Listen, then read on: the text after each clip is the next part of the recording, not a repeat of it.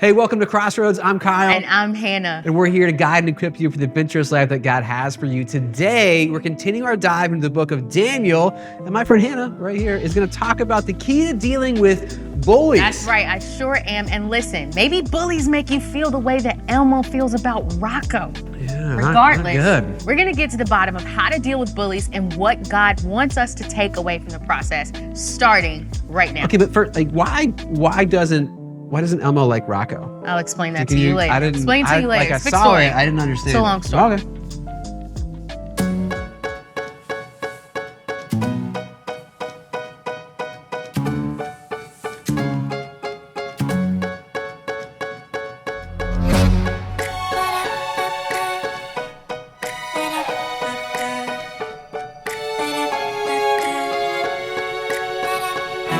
The book of Daniel is a story of a faithful man and the unmatched power of God. After being taken captive from their home city Jerusalem to an unknown land called Babylon, 4 very special royal Israelites were chosen to serve the king: Daniel, Hananiah, Mishael, and Azariah. Today, we focus on Hananiah, Mishael, and Azariah, better known as Shadrach, Meshach, and Abednego, or the 3 Hebrew boys.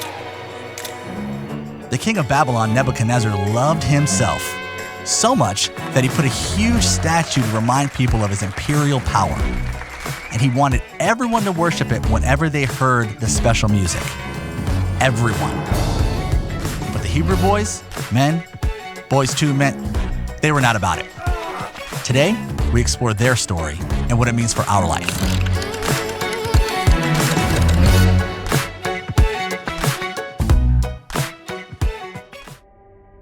Don't you hate bullies? I've never met anyone who actually likes them.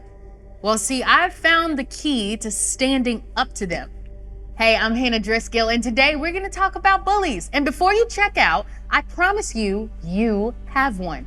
Now, maybe you don't call it a bully because you're like an adult, but I promise you that you have one.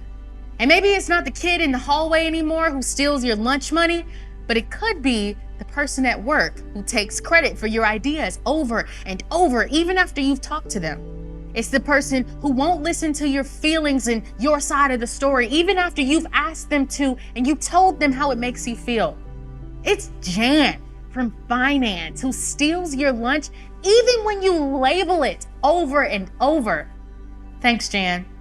Listen, I can talk about bullies because, well, 1, I was a bully, believe it or not. And 2, I missed my opportunity to stop one. And finally, I've got about 4 bullies that I'm dealing with right now as I talk to you. See, about the year 2000, I was a bully. Yep, me. Now, I was only about 4 years old, but I still remember it. I bullied this kid named Imani Newsom. And I'll never forget it. I'll never forget her because I used to tease her every single day, maybe about her clothes, about her hair, but mostly about the fact that she was the quietest kid in the class. And I'm ashamed to say it, but I even used to pinch her during nap time as a way to threaten her from snitching on me to our teacher, Miss Smith. Even though I was a small 4-year-old, I was a big bully because I wanted Imani to feel worse than me for being who she was. Then, when I was in high school, I actually missed my shot to stand up to a bully. See, I had given up my bullying days. I had changed my ways. And there was this kid named Jamero. Now, he was a nice guy, but he was pretty eccentric. He walked differently, he talked differently, but most of all, he dressed differently. And he was an oddball for sure. And he was bullied for it, sometimes violently. Now, while I was never an active bully to Jamero, like I said, I gave up my bullying ways. I also never stopped it. And there was this one specific time that I remember God was nudging me clearly to stand up for him and to stop the bullying, and I choked. I simply couldn't do it. Instead of standing up, I actually cracked under the pressure, caring more about what my associates thought of me than being obedient to God. I think standing up to bullies or simply not being a bully might sound easier than it actually is. I think we all would like to be people who stand up to bullies. We all would like to be people who fight injustices. But I think at the same time, in the back of our minds, we fear that if the time came to actually do it, we'd miss our shot. But if you want to be a courageous person, a person of integrity, a person who is obedient to God, even when it's hard, then you're going to have to stand up to some bullies. And I think today's story will give you and I the key that we need to stand up to our biggest, scariest bullies. So let me set the stage for you. We've been talking about the book of Daniel and looking at his life and exploring what it means for our lives. Now, what's happened to date is that this guy named King Nebuchadnezzar had plundered and conquered the city of Jerusalem. This is also the city where God's chosen people, the Jews, the Israelites, live. And when he conquered it, he took a lot of stuff. Most of it was material, but he also took some people that he considered to be the cream of the crop, the brightest, the smartest, and the most handsome, and he chose them to come and serve him in his palace. Now, these folks' names were Daniel and some of his friends, Hananiah, Mishael, and Azariah, better known by their Babylonian given names, Shadrach, Meshach, and Abednego. But if you're like me, you grew up calling him a bad Negro. Same difference. See, they were chosen to serve the king who believed nothing like they believed. And today we're going to learn how they stayed faithful even in the midst of that. So you might imagine King Nebuchadnezzar, this big conqueror. Yep, he's a big deal. And you know what? He actually has the proof to back up that he is a big deal. But he wants everyone around him to know it. So he sets up this 90-foot high and this 9-foot wide gold statue to flex his imperial power. Daniel chapter 3 says, King Nebuchadnezzar made an image of gold, 60 cubits high and 6 cubits wide, and set it up in the plain of Dura in the province of Babylon. He then summoned the satraps, the prefects, the governors, the advisors, the treasurers, the judges, the magistrates, and all the other provincial officials to come to the dedication of the image he had set up. You see, King Nebuchadnezzar possessed a quality that is a clear indicator that he was a bully. He had insecurity. No, not the show with Issa Rae. Insecurity. See, this scripture is saying that King Nebuchadnezzar was so convinced of his power that not only did he put up this large gold image, but he invited everybody who was worth anything to come and see it. He essentially is hosting the equivalent of the Babylonian Met Gala, the who's who party of the year. And even though it seems like it, he doesn't just put this statue up so people can come party and tell him how great he is, although they do that. He puts up the statue because he is insecure. See, just one chapter before in Daniel chapter 2, King Nebuchadnezzar had a very scary dream that Daniel helped interpret for him. The gist of the dream is simple. It's that his kingdom was not as powerful as he thought it was, and there was a time stamp on it. In the dream, there was a statue made of gold, silver, bronze, iron, and clay. And when Daniel interpreted the dream, he plainly shared with the king that in the dream, the gold represented himself, King Nebuchadnezzar. But the other materials represented all the other kingdoms that would come after him. Until finally, a kingdom would come that would be so powerful that it will crush all the other materials and thus all the other kingdoms, including him. And so like any big bully, he really can't even fathom this. He can't even think about the thought of losing. And putting up this statue is, by the way, made of all gold, is his way of saying my reign, my authority, that is never going to end. His statue is deliberately contradicting God's declared plan. He's saying, nah, bruh, no. My kingdom, that's never gonna stop. No kingdoms are coming after me. And in fact, that scary dream, that never happened. So he built a statue for the same reason I bullied Imani Newsom. See, I was the second youngest child of 7 at the time, and I had nobody to boss around, only the opportunity to be bossed. Until I met Imani Newsom and I knew I could boss her. See, I was insecure about being the littlest in my own home. So I chose to make someone else feel small. And I couldn't just be insecure. I had to do something about it. So King Nebuchadnezzar, he does something about it. He declares this deadly decree, and he makes sure that all of Babylon's elite and all the important people are there to see it. See, he actually doesn't care about them just seeing his really beautiful statue. He wants to test their allegiance to him. He wants them, and actually everybody, to worship it when they hear music. In verse 6, it says, "Whoever does not fall down and worship will immediately be thrown into a blazing furnace." King Nebuchadnezzar was saying, you will appease my insecurities and worship me. And by the way, if you don't, I've got this big, deadly plan to bully you into doing it. He's giving everybody a very clear choice: bow or die. And here's where our main characters enter the story. Shadrach, Meshach, and Abednego won't be bullied. And they teach us something about standing up to our own bullies. For the most part, King Nebuchadnezzar is getting exactly what he wants. His insecurities are laid to rest as people all around him are hearing the music, and when they hear it, they literally stop whatever they're doing and bow to worship this gold image. So if you're frying chicken or cutting hair, guess what? The chicken doesn't get finished being fried, and your hair is just not getting cut that day because it's time to bow. Now, if you know the story, then you know what's coming. And if you don't know the story, I'm going to tell you. The three Hebrew boys, as some people call Shadrach and Meshach and Abednego, they simply don't bow. And actually, they don't make a show of it. See, they aren't looking to make some giant statement. They aren't interested in holding a press conference or posting it on TikTok or Instagram. They actually aren't looking to be seen at all. They are simply following the ways of their Jewish culture. I think today when we see people standing up to bullies, standing up for things that they believe are right, they do it with this intention to craft just the right message so it'll piss just the right amount of people off, to create just enough outrage that will have people making a big following so that everyone who disagrees with them will feel awful. See, but Shadrach, Meshach, and Abednego, they have a different approach. Their resistance to the bully isn't actually about riling others up and getting as many people as they can to be on their bandwagon and agree with them and make others feel terrible. These three guys are doing it just for themselves, not for the sake of other people, and not for the sake of being seen. They're doing it because they know it's right.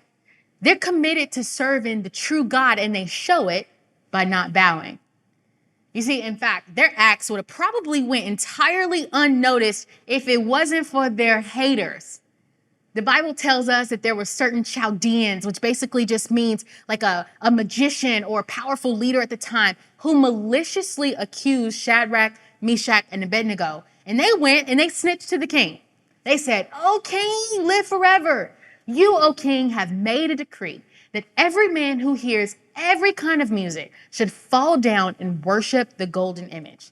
There are certain Jews whom you've appointed, by the way, over the affairs of the province of Babylon: Shadrach, Meshach, and Abednego. These men, O king, they pay no attention to you. They don't serve your gods or worship the golden image that you've set up. Now, see, the haters just came out of the woodworks, and they didn't just come. They actually had a malicious motive. They were looking for a promotion and some political gain. They're hating on the position of Shadrach, Meshach, and Abednego, and they're looking actually to hopefully get them killed, likely so they can take their position. See, I bet some of us can relate to Shadrach, Meshach, and Abednego in this moment, because here we are, minding our business, doing our thing, and haters just come, trying to mess with things. So after the haters have snitched, this insecure king is furious, and he demands to see the three Hebrew boys, and he threatens their life. He reminds them that if you don't bow, you will be thrown into an unforgiving flame. He's saying, bow or die. Now, the king in his pride, he asked them, "Who is the God who will deliver you out of my hands?" In that moment, they don't shake, they don't buckle, they don't get fearful. They look directly in the bully's eyes, I imagine. And they say to him, "We have no need to answer you in this matter. If this be so, our God whom we serve is able to deliver us from the burning fiery furnace, and he will deliver us out of your hand, O king. But if not, be it known to you that we will not serve your gods or worship the golden image that you have set up."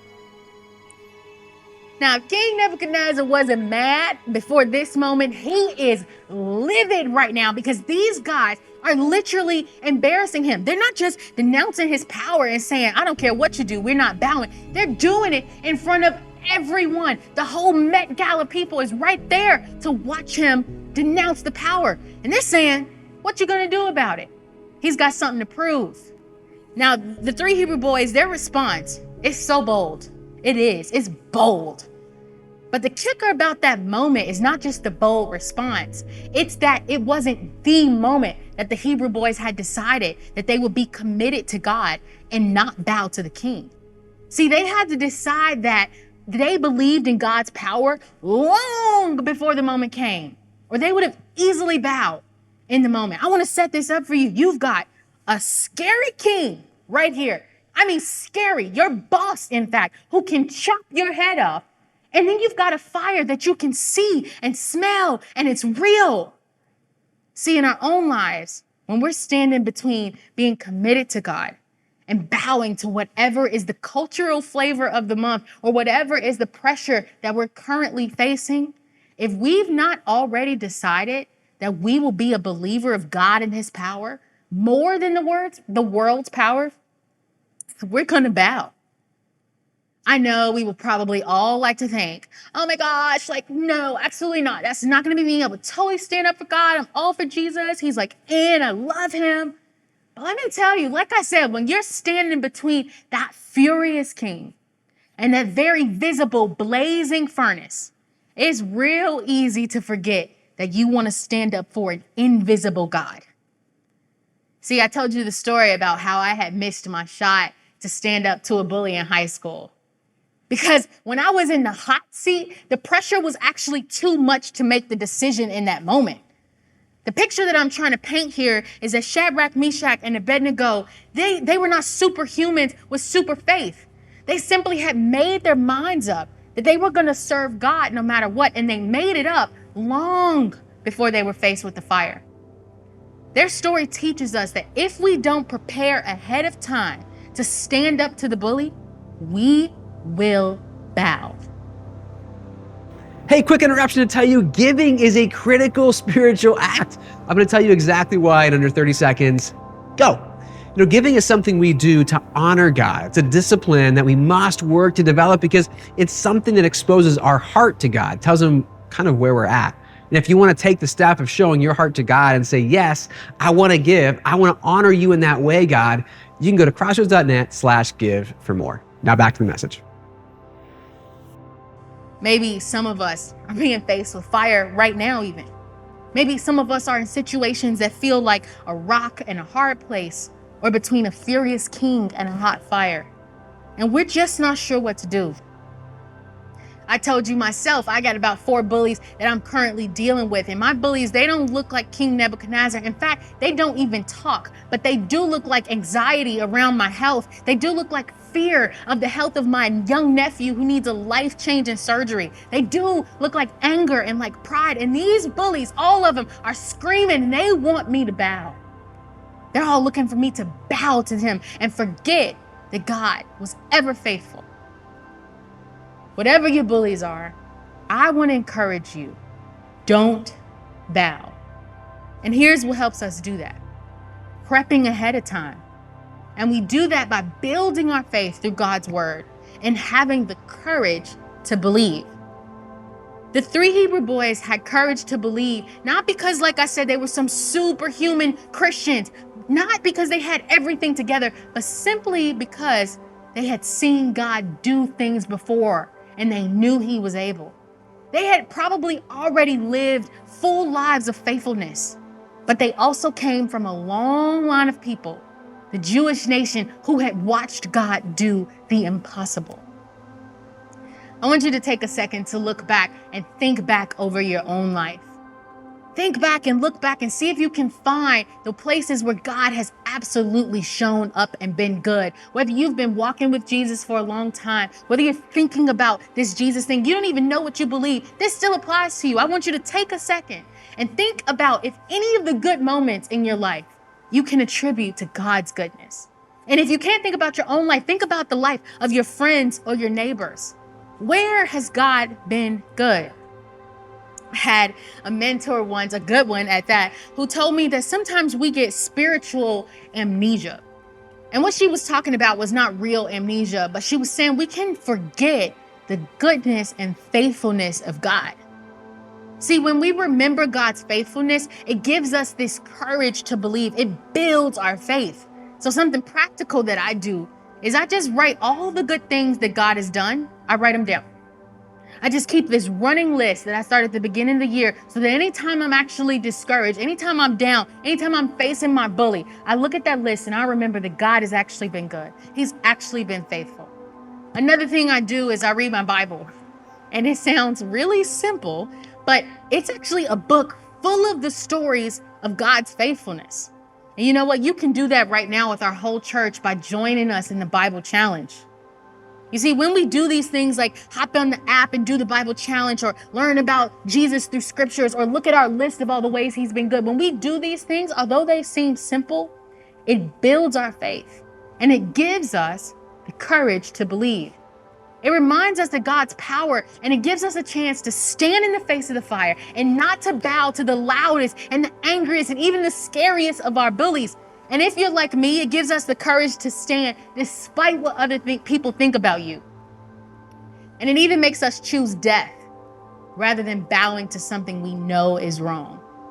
So let's hurry up and let's get to the good part. So the king gets really mad and he's like going crazy. He's like, oh my gosh, like can't believe that you're not gonna bow. But he's not just mad because they won't bow. He's especially mad because they're choosing to, like I said, defy him in front of all his elite friends. So he gets so mad that he's like, let's turn the heat up. Let's turn the fire 7 times hotter.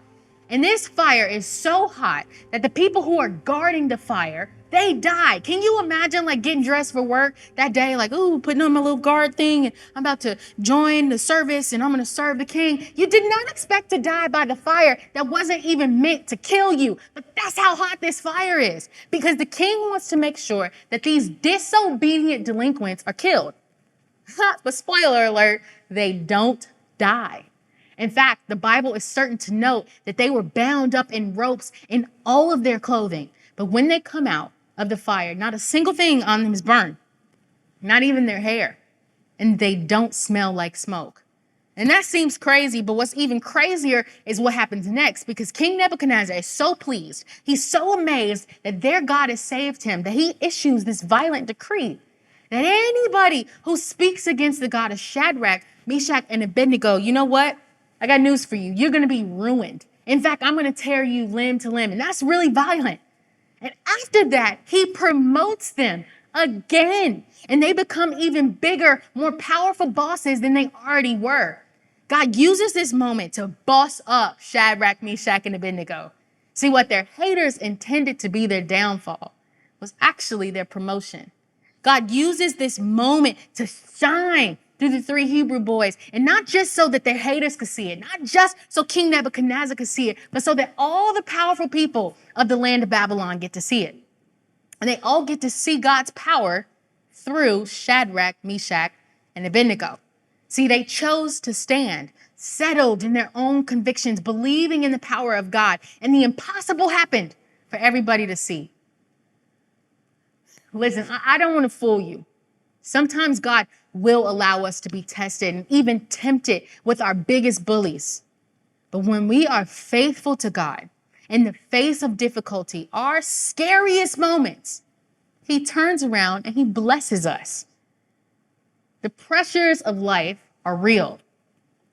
And sometimes they put us in these really tight situations that make us want to bow and to give in to whatever our pressing circumstance is in the moment. Situations that make us forget all about the goodness and faithfulness of God. And maybe you're like me and you feel like, man, I've actually already failed because I was given the opportunity to stand up for Jesus and I choked. But I got good news for all of us. This story reminds us that even when we're facing haters and bullies, and even when all the odds are against us and there's pressure on every side, and yes, even when we feel like we've disappointed God, we can take a look back at God's faithfulness and have the courage to stand and believe in his power. And when we do this, God does impossible things. When we respond to the challenge of standing in the face of the impossible circumstances with faith and with courage, God shows up. And then he doesn't just show up, he bosses us up, y'all. He promotes us, takes us to the next level in him, teaches us something new, and he moves on our behalf. And this happens when we have the courage to face our biggest bullies by preparing ahead of time and being sure that we know that God is able. You remember Imani Newsom?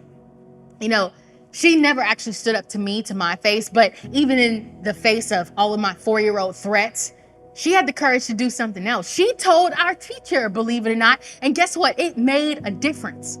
Now, we never became friends, but she knew something that I didn't. When we have the courage to stand up to our bullies, our lives change for the better. And the best news is, we don't have to do it alone. God is able, and He will help us.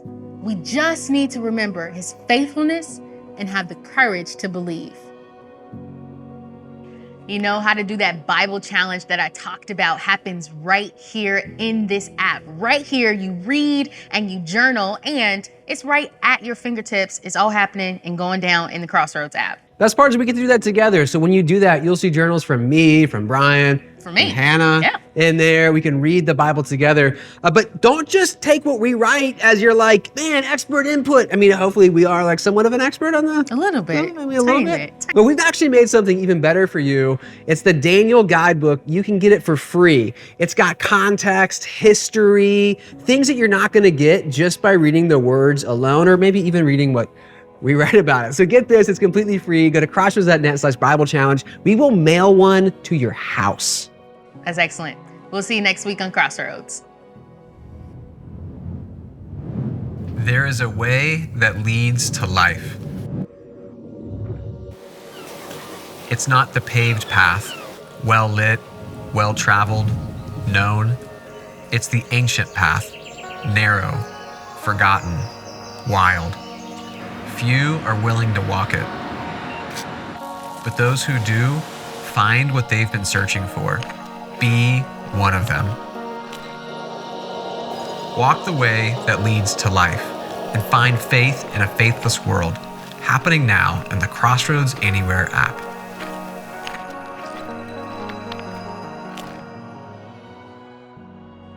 Hey, we have a lot of content for you that we don't want you to miss. And the best way to not miss anything is to subscribe right here. Or if you want to keep watching right now and start at the beginning of this series on Daniel, click right here.